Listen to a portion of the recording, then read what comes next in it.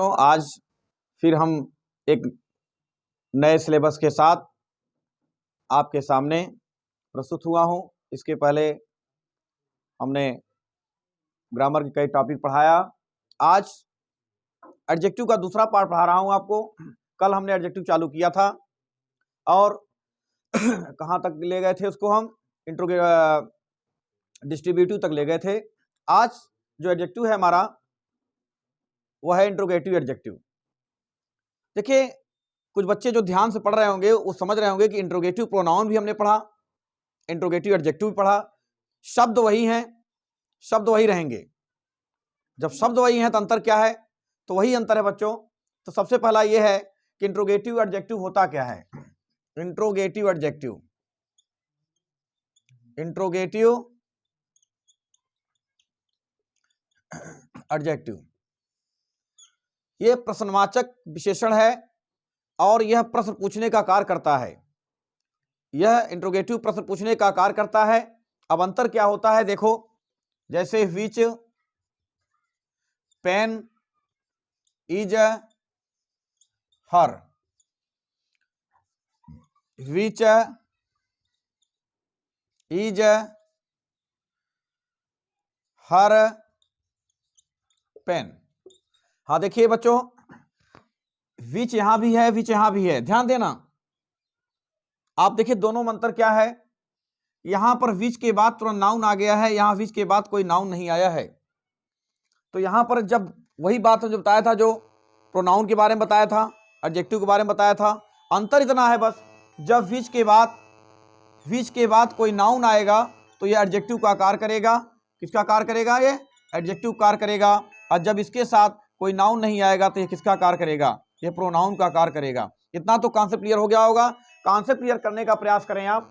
ध्यान दीजिए, परिभाषा उतना इंपॉर्टेंट नहीं, फिर बता दे रहा हूं। कॉन्सेप्ट क्लियर करिए। विच वहां भी था, यहां भी है। देखो विच यहां भी है, यहां भी है। दोनों में अंतर क्या है? विच के बाद तुरंत जो है आपका नाउन आ गया है, ये किसका कार्य कर रहा है? एडजेक्टिव का कार्य कर रहा है। यहां विच के बाद कोई नाउन नहीं आया है, ये प्रोनाउन का कार्य कर रहा है।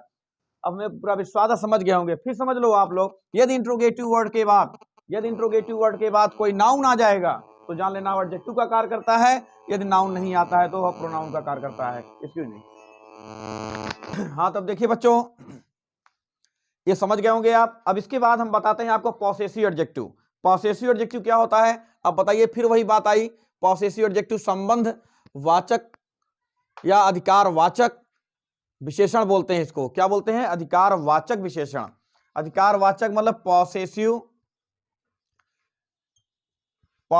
एडजेक्टिव, इसको बोलते हैं अधिकार वाचक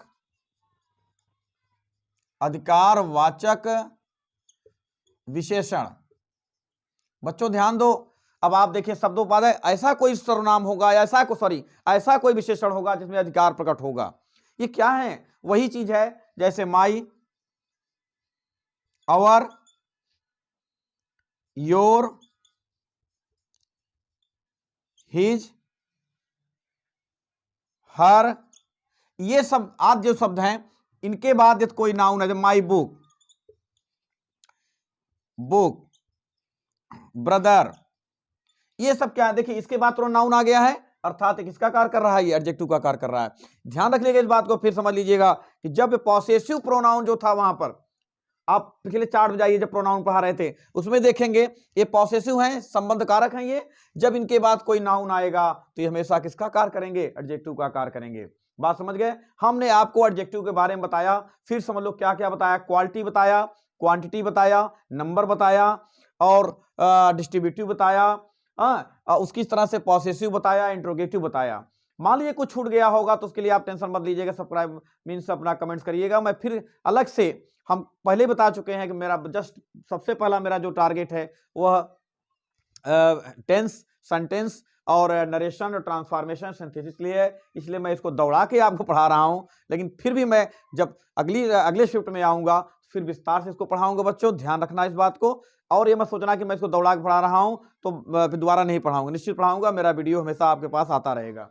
अब इसके बाद अभी एडजेक्टिव में कुछ गुण और दोष जो होते हैं, देखिए गुण और दोष कहते हैं यार वो उसके अपेक्षा ज्यादा गोरा है, वह राम के अपेक्षा ज्यादा अच्छा है, वह उसके से ज्यादा लंबा है। मतलब ये जो गुण और दोष होते हैं, एडजेक्टिव जो होते हैं, इनकी तुलना भी क्या की जा सकती है, इनकी किसी से तुलना कर सकते हैं आप। अर्थात इनकी 3 अवस्थाएं होती हैं जिन्हें आप डिग्री ऑफ कंपैरिजन बोलते हैं। एडजेक्टिव की 3 अवस्थाएं होती हैं जिन्हें पॉजिटिव डिग्री बोलते हैं। पॉजिटिव डिग्री मूल अवस्था में, जो मूल अवस्था में रहता है हमेशा, उसमें कंपैरेटिव डिग्री अर्थात दो व्यक्ति या वस्तुओं में क्या किया जाता है, तुलना किया जाता है। और सुपरलेटिव में क्या होता है, एक तरफ हो जाता है, एक तरफ हो जाता है। जैसे फॉर एग्जांपल है, जैसे Ram is a good boy, Ram is a good boy, Ram एक अच्छा लड़का है। Ram is a better boy Shyam, हमने राम की तुलना किससे कर दिया, श्याम से कर दिया। लेकिन कह दिया जा Ram is the best boy in the class, तो ये सुपरलेटिव हो गया। जहां आप देखिए जब एडजेक्टिव अपनी मूल अवस्था में होगा तो पॉजिटिव होगा, जब एडजेक्टिव दो या दो वस्तुओं की तुलना की जाएगी तो वहां कंपैरेटिव होगा, और जब सबसे तुलना की जाएगी सबसे सुपर होगा और सुपरलेटिव होगा। तो अब देखिए कई चीजें ऐसी होती हैं, जैसे मान लीजिए सबसे पहले आप देखो पॉजिटिव डिग्री और क्या बोलते हैं, पॉजिटिव डिग्री और कंपैरेटिव डिग्री, सुपरलेटिव डिग्री, जरा ध्यान दीजिए कैसे आप बनाते हैं, ये बनाए भी जाते हैं आपके। जैसे आपको कह दिया जाए पॉजिटिव डिग्री, पहला पॉइंट हम लेते हैं पॉजिटिव डिग्री, पॉजिटिव। अब देखिए ये मूल अवस्था में पाया जाता है, मूल अवस्था में ऐसा एडजेक्टिव ये होता है, कई चीजें होती हैं, जैसे फैट। अब फैट है, देखिए आप, अब फैट है ना, अब इससे फैट तो आपको मोटा है, राम एक मोटा लड़का है, राम एक मोटा लड़का है, लेकिन अब मान तुलना हो और राम और श्याम से तुलना की जाए तब क्या करेंगे आप, तो देखिए इसका एक नियम होता है, जैसे किसी भी एडजेक्टिव के लास्ट में, किसी भी एडजेक्टिव के लास्ट में यदि कॉन्सोनेंट आया हो, तो कॉन्सोनेंट है ना, और उसके पहले वावेल्स आया हो, तो इनको कंपैरेटिव बनाने के लिए इसको डबल टी कर देते हैं। तो क्या कर देंगे, double T E R, factor हो जाएगा ना। इस तरह से जो है बनाए जाते हैं, अर्थात कंपैरेटिव जब भी बनाए जाते हैं तो ई आर लगाए जाते हैं, और सुपरलेटिव जब बनाए जाते हैं तो ई एस टी लगाए जाते हैं। इसको दिमाग में बैठा लीजिएगा, आपको एक एक करके मैं बताना चालू कर दूंगा बच्चों, बहुत टाइम लग जाएगा आपको। हम बताए आपको, फिर बताया कि जल्दी से हमको पार्ट साइंस पढ़ाना है और पार्ट साइंस खत्म करके हमको आगे बढ़ना है। यदि एक एक इस तरह से और कई नियम है, बहुत नियम है। मान लीजिए किसी के लास्ट में ई लगा हुआ है, वहां केवल जो है आर लगा दिया जाता है।